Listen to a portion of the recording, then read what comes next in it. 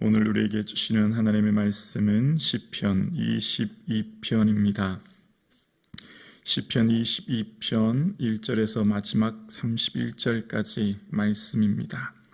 조금 길지만 말씀 자체가 능력이므로 우리 함께 하나님의 말씀을 합독하시겠습니다. 시편 22편 1절에서 31절입니다. 함께요. 내 하나님이여 내 하나님이여 어찌하여 나를 버리셨나이까? 어찌 나를 멀리하여 돕지 아니하시며며 내 신음소리를 듣지 아니하시나이까? 내 하나님이여 내가 낮에도 부르짖고 밤에도 잠잠하지 아니하오나 응답하지 아니하시나이다.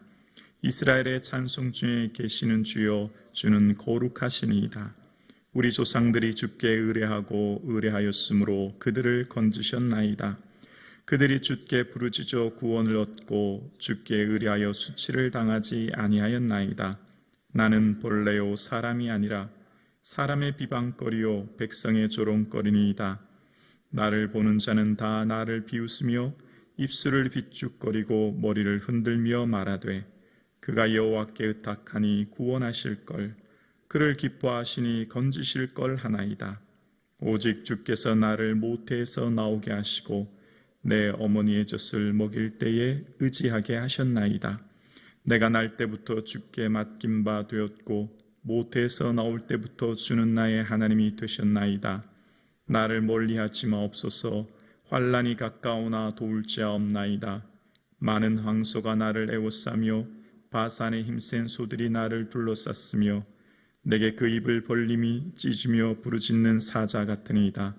나는 물같이 쏟아졌으며 내 모든 뼈는 어그러졌으며 내 마음은 밀랍 같아서 내 속에서 녹았으며 내 힘이 말라 질그릇 조각 같고 내 혀가 입천장에 붙었나이다. 주께서 또 나를 죽음의 진토 속에 두셨나이다. 개들이 나를 에워쌌으며 악한 무리가 나를 둘러 내 수족을 찔렀나이다. 내가 내 모든 뼈를 셀 수 있나이다. 그들이 나를 주목하여 보고 내 겉옷을 나누며 속옷을 제비 뽑나이다. 여호와여 멀리하지 마옵소서. 나의 힘이시여 속히 나를 도우소서. 내 생명을 칼에서 건지시며 내 유일한 것을 개의 세력에서 구하소서. 나를 사자의 입에서 구하소서. 주께서 내게 응답하시고 들소의 뿔에서 구원하셨나이다. 내가 주의 이름을 형제에게 선포하고 회중 가운데서 주를 찬송하리다. 여호와를 두려워하는 너희여 그를 찬송할지어다. 야곱의 모든 자손이여 그에게 영광을 돌릴지어다. 너희 이스라엘 모든 자손이여 그를 경외할지어다. 그는 곤고한 자의 곤고를 멸시하거나 싫어하지 아니하시며 그의 얼굴을 그에게서 숨기지 아니하시고 그가 울부짖을 때 들으셨도다. 큰 회중 가운데서 나의 찬송은 주께로부터 나온 것이니 주를 경외하는 자 앞에서 나의 서운을 갚으시리다. 겸손한 자는 먹고 배부를 것이며 여호와를 찾는 자는 그를 찬송할 것이라. 너희 마음은 영원히 살지어다. 땅의 모든 끝이 여호와를 기억하고 돌아오며 모든 나라의 모든 족속이 주의 앞에서 예배하리니 나라는 여호와의 것이요 여호와는 모든 나라의 주제이심이로다. 세상의 모든 풍성한 자가 먹고 경배할 것이요 진토 속으로 내려가는 자는 곧 자기 영혼을 살리지 못할 자도 다 그 앞에 절하리로다.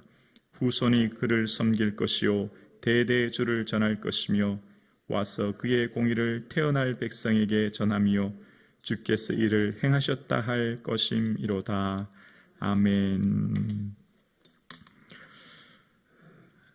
예배 자리를 허락하신 하나님께 감사와 영광을 돌립니다. 아멘. 오늘 본문의 말씀을 보면 하나님의 부재로 인한 고통과 신음소리가 들리는 것을 보게 되어집니다. 오늘 앞전의 시편 기억하시죠? 얼마나 큰 은혜를 경험했습니까? 정말 하나님의 놀랍도록 큰 은혜를 경험했는데 갑자기 오늘 본문에는 이렇게 시작해요. 내 하나님이여 내 하나님이여 어찌하여 나를 버리셨나이까? 내 하나님을 반복합니다. 그러면서 하나님을 향한 절박함, 그리고 하나님의 부재에 대한 탄식의 본문이 오늘 본문에 등장합니다. 시편을 묵상하면 한 가지 깨닫는 것이 있습니다. 언제나 100% 완벽한 응답, 언제나 완전한 즐거움 속에 거하는 사람은 아무도 없다는 것. 인생살이의 모든 삶은 수고와 슬픔, 응답과 무응답, 임재와 부재를 끊임없이 반복 교차하며 경험하는 삶이란 것을 보게 되어집니다. 그러니까 이 땅을 살아가는 삶에서는 하나님의 크신 은혜를 경험할 때가 있지만 반대로 하나님의 부재 속에 응답하지 않은 하나님에 대한 탄식의 삶을 경험할 수 있다는 거예요. 그런데 시편을 묵상하면 우리의 시야는 미시적이라 지금 내가 항상 어려움만 당하는 것 같은데 시편 전체의 시점으로 보면, 거시적인 관점으로 보면 신앙이 올라갔다 내려갔다, 고난이 왔다 기쁨이 왔다고 하는 것은 점점점 상승 곡선을 그리는 거예요. 그러니까 오르막이 있으면 내리막이 있듯이 하나님의 은혜를 경험하며 하나님의 부재를 경험할 때가 있는데, 이것이 하향 곡선을 그리는 게 아니라 끊임없이 상승 곡선을 그리면서 엎치락 뒤치락 하면서 올라가는 거예요. 이해가 되시죠? 그러니까 우리의 신앙은 지금 내 시점이 미시적이라 잘 모르지만 하나님의 거시적인 관점, 그러니까 시편 전체를 놓고 보면 점점 상승 곡선을 그리면서 올라가는 것이죠. 하나님을 향해 더 깊이 체험하고 있다는 것을 깨닫게 되어집니다. 자, 그러면서 오늘 본문의 1절에서 21절까지의 하나님의 부재, 고난의 상황에서 하나님은 나를 멀리하시고 돕지 아니하시고 내 신음소리를 듣지 아니하신다. 이제 1절의 내용입니다. 자, 1절에서부터 등장하는 첫 단어가 뭐냐면 나라는 거예요. 나의 하나님. 또 두 번째, 어찌하여 나를 버리셨나이까? 또 어찌하여 나를 멀리서 돕지 아니하십니까? 내 신음소리를 듣지 아니하시나이까? 2절도 마찬가지죠. 내 하나님, 내가 낮에도 부르짖고 밤에도 잠잠하지 않으나 응답하지 아니하시나이다. 자, 1절부터 21절까지를 전체의 맥락으로 보면 고난이 닥치면 우리의 시야가 어떻게 되냐면 좁아지기 시작하는 거예요. 그러면서 나에게만 집중해요. 그러니까 고난의 극심한 상황이 닥치면 나에게 모든 관심과 시야가 집중되기 시작하는 겁니다. 그래서 하나님에 대한, 그러니까 1절에서 21절에 대한 이 탄식 가운데 상황을 보면 하나님, 내가 낮과 밤 끊임없이 기도하지만 왜 응답하지 아니하시죠? 왜 나를 멀리하십니까? 라고 하는 탄식 가운데 점점점 깊은 절망으로 빠집니다. 그래서 어떤 절망까지 하게 되냐면 6절이에요. 나는 벌레요 사람이 아니라 사람의 비방거리요 백성의 조롱거리입니다. 라고 이야기합니다. 나는 더 이상 사람과 같이 느껴지지 않은 정말 절체절명의 고통을 느끼게 되어지고, 그래서 7절 8절에 보면 사람들이 나를 향해 비웃고 비축거리며 나를 향해 말하기를 하나님께서 그를 구원하실 걸, 그를 건지실 걸 하며 비웃는다는 겁니다. 그러니까 내가 하나님 앞에 믿음으로 살고 하나님 앞에 부르짖었는데 내 삶에 고난이 닥치고 어려움이 닥쳐요. 그랬더니 사람들이 나를 향해 비웃고 조롱하기 시작하는 겁니다. 그러니까 어떻게 될까요? 내 마음이요, 14절부터 이후에 보면 내 뼈가 녹고 마음이 밀랍 같고 내 혀가 입천장에 붙었다. 15절에 그런 얘기를 합니다. 그리고 15절의 후반절에 보면 나를 죽음의 진토 속에 두셨다라고 이야기합니다. 죽음의 진토라고 하는 것은 먼지, 티끌 이런 의미거든요. 죽음과 같은 티끌 속에 버려두셨다는 겁니다. 그러니까 점점 더 어떻게 해요? 깊은 절망으로 빠지면서 마음과 육체가 완전히 쇠잔하고 이제 내 혀가 입천장에 붙을 정도의 절망, 극심한 고통 가운데 나락으로 떨어지기 시작하는 겁니다. 그리고 1절에서 21절 말씀 전체를 보면 모든 고백이 나에게만 집중되어지는 것을 봅니다. 99%가 나에 대한 집중이에요. 탄식이에요. 단 한 구절, 그러니까 3절에 이스라엘의 찬송 중에 계시는 주여 주는 거룩하십니다 라고 하나님에 대한 구절은 단 한 구절만 나와요.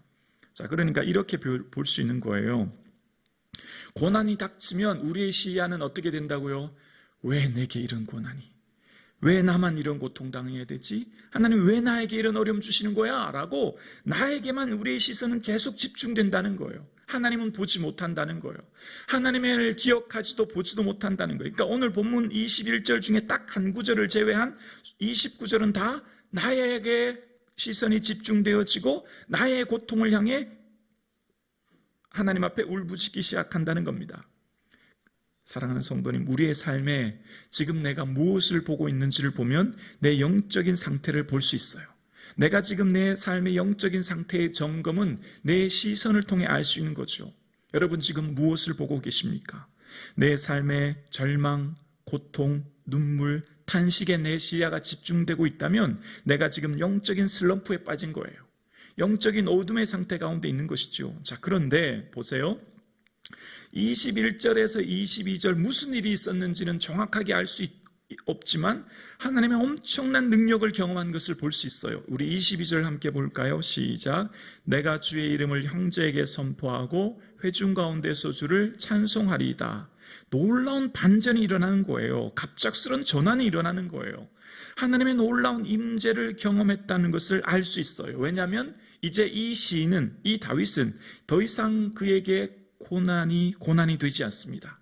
문제가 되지 않아요.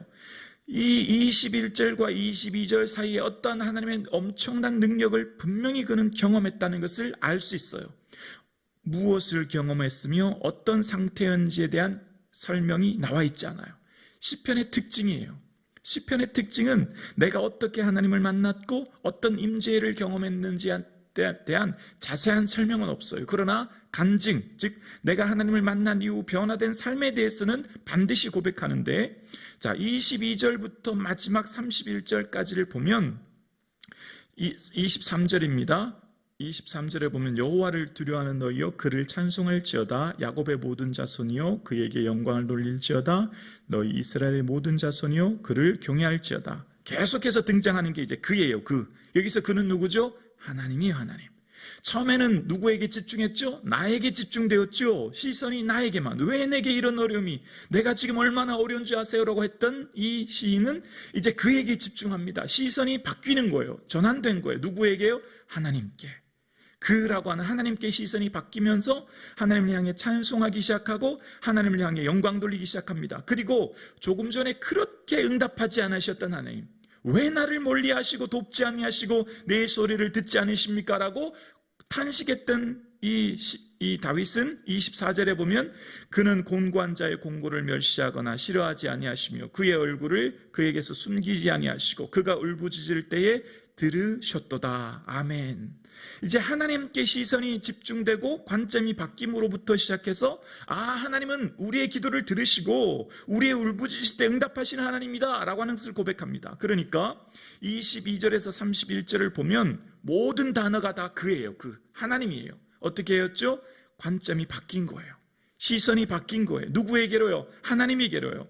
하나님에게로 시선이 바뀌고 온전히 하나님을 향해 바라보니 찬송하게 되고 경배하게 되고 나의 기도를 들으셨다라고 고백하는 겁니다. 그러니까 내 시선이 좁아져 있을 때는 내가 지금 고난 가운데 있을 때이고, 내 시선이 열려서 하나님을 볼 때는 하나님을 찬송하고 하나님께 영광 돌릴 때라는 거예요. 그리고 하나님을 바라봄을 통해서 하나님의 뭘 경험하죠? 하나님은 어떤 분인가를 경험하게 되죠. 하나님은 어떤 분인가를 경험하면 이 천지 만물이 새롭게 보이는 거예요. 27절입니다. 땅의 모든 끝이 여호와를 기억하고 돌아오며 모든 나라의 모든 족속이 주 앞에 예배하리니. 아멘. 이 끝을 보게 되는 거예요. 종말을 보게 되는 것이죠. 그러면서 모든 나라, 이 열방을 보게 되는 것입니다. 온 천지 만물을 보게 되는 거예요. 결국 어떻게 되죠? 이 모든 열방, 모든 사람들, 모든 족속은 결국 하나님을 예배하게 될 것이다 라고 하는 것을 고백합니다. 그러면서 이제 28절 우리 함께 고백할까요? 시작. 나라는 여호와의 것이요 여호와는 모든 나라의 주제이시미로다. 아멘. 이게 가장 강력한 이 다윗의 고백입니다. 모든 나라는 다 누구의 소유예요? 하나님 소유입니다. 여호와께서 하나님 소유하고 계신 것이요, 여호와는 모든 나라의 주제라고 하는 마샬이라고 하는 뜻은 통치하다는 뜻이에요. 다스리라는 뜻이에요. 모든 나라를 하나님께서 다스리고 계신다는 거예요. 그 전에 절망 가운데 고난 가운데 있을 때는 나에게만 집중했고 내 기도를 듣지 아니하시고 나를 버린 것 같은 그 하나님을 고백했던 다윗은 이제 하나님의 임재를 경험한 이후 시선이 하나님께 집중되었고 이제 모든 열방, 모든 민족을 보게 되므로 하나님은 모든 나라를 통치하고 다스리시는구나, 이 고백을 하게 되는 겁니다. 그리고 29절입니다. 세상의 모든 풍성한 자가 먹고 경배할 것이요 진토 속으로 내려가는 자 곧 자기 영혼을 살리지 못하는 자도 다 그 앞에 절하리로다. 아멘. 여기 29절의 진토가 아까 15절에 나왔던 진토랑 같은 단어죠. 먼지라는 뜻이에요. 먼지같이 내려가는 자고 모든 사람들은 다 어떻게 해요? 자기 영혼을 살리지 못한다는 겁니다. 어느 누구도 자기 영혼을 살리지 못해요. 어떤 사람도 다 티끌 같은, 먼지 같은 존재요, 자기 영혼을, 자기 생명을 지킬 수 없는 자라는 겁니다. 결국 모든 백성들이 다 하나님 앞에 절할 날이 오게 될 것이라는 거예요. 오늘 함께 예배드리시는 사랑하는 성도님, 22절에서 31절까지의 특징은 있습니다. 다 하나님, 여호와, 그리고 온 천지 만물에게 시선이 집중되고 그 고백이 등장하는 것을 보게 되어집니다. 하나님 앞에 나오는 사람은 이런 고백을 경험하게 된다는 거예요. 인생을 살아갈 때 왜 나를 버리셨습니까? 왜 나를 돕지 않습니까? 왜 내 신음소리를 듣지 않으십니까? 라고 하는 탄식 가운데 계십니까? 그러면 하나님 앞에 나오십시오. 하나님 앞에 엎드리십시오. 하나님 앞에 고백하시면 반드시 다윗이 고백했던 것처럼 하나님은 이 모든 나라를 다스리시고 통치하시는 하나님을 우리는 경험하게 될 줄로 믿습니다. 이것이 믿음의 선배들의 고백이에요. 여러분, 이 땅을 산다는 것 자체가 하나님의 은혜를 경험할 때가 있지만 반면 하나님의 부재, 또 고난을 경험하는 것이 더 많은 것이 우리의 고백입니다. 은혜를 기억하기보다는 고난의 시간은 길기 때문에 더 많이 가긴 되죠. 그런데 여러분 그거 아시죠? 이 시편 22편 1절은 예수님의 고백이셨습니다. 예수님이 마지막 십자가에 달리실 때 엘리에니 라마 사박단이라고 하는 말씀이 바로 1절의 말씀이셨어요. 예수님은 육체로 계실 때 심한 통곡과 눈물을 흘리심으로 우리의 당할 모든 고난을 예수님은 당하셨죠. 가장 극심한 고난을 예수님은 당하신 거예요. 예수님보다 더 수치스러운 삶은 산 분이 없고 더 고통스러운 경험을 경험한 인생이 없는 것이죠. 그런데 그 예수님은 그 고난으로 끝나지 않았습니다. 그 눈물로 끝난 분이 아니시죠. 결국 예수 그리스도께서는 십자가의 죽으심으로 부활하셨고 놀라운 영광을 경험하셨습니다. 그 예수님의 영광 가운데, 그러니까 가장 극심한 고통인 십자가를 통하여서 예수 그리스도는 영광을 경험하셨고 이제 온 인류를 구원하신 은혜를 우리는 바라보게 되었습니다. 그리고 오늘 이 시편이야말로 예수님의 시순환을 예고하는, 예표하는 시가 되었습니다. 예수님께서 이 땅에 계실 때 모든 인생에 당한 고난, 슬픔, 아픔을 겪으셨듯이 그 절체절명의 고난은 고난으로 끝나지 않습니다. 반드시 어떻게 해요? 영광으로 끝나는 겁니다. 성도의 삶이 이렇습니다. 성도는 고난으로 끝나는 인생이 아니에요. 절망으로 끝나는 인생이 아닙니다. 반드시 하나님의 영광이 우리에게 기다리고 있는 줄로 믿습니다. 주님 앞에 엎드리십시오. 반드시 그냥 돌려보내지 않으십니다. 하나님 앞에 엎드리고 기도하는 자에게는 반드시 하나님을 찬송하게 하는 놀라운 은혜를 저와 여러분에게 주실 줄로 믿습니다. 기도드리겠습니다.